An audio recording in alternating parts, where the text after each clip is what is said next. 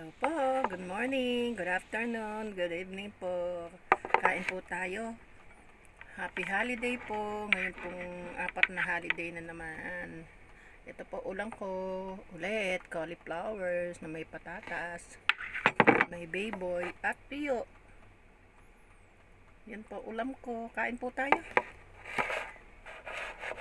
Thank you po. Ay nako, nagluluto pa ako ng munggo. Akala ko kasi si Berna kakain. Yung pala daw 3 days daw siyang fasting. Thank you po Lord.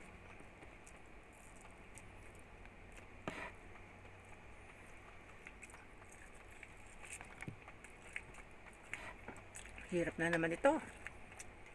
Dami ko pa naman niluto.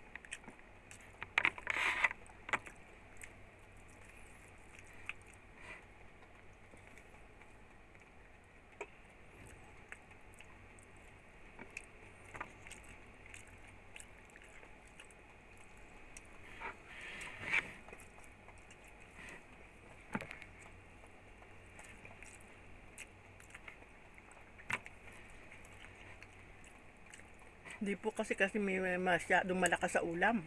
Kaya lagi may nanarito ng ulam.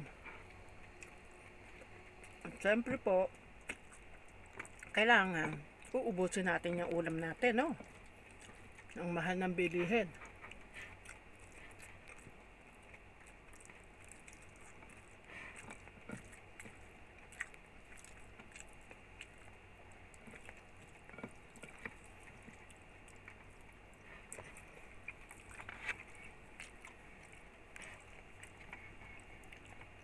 Dito po sa Hong Kong, ang iba po talaga hindi nag-holiday.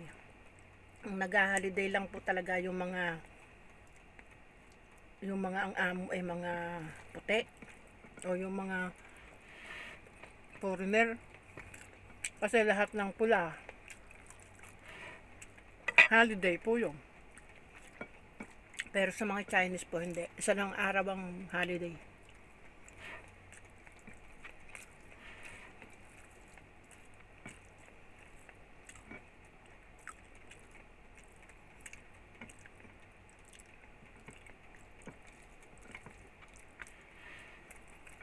Kain po. Ano ulam nyo?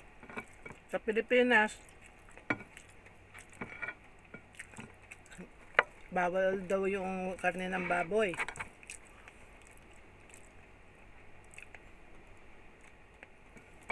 Sa mga Katoliko po yun.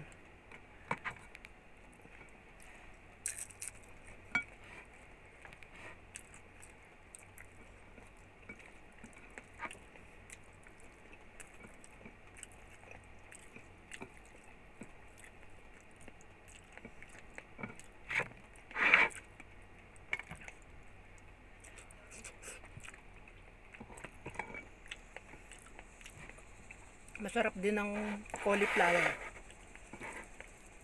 Ngayon lang ako nagluto ng cauliflower. Hindi ko pinapansin to eh. Laging broccoli eh.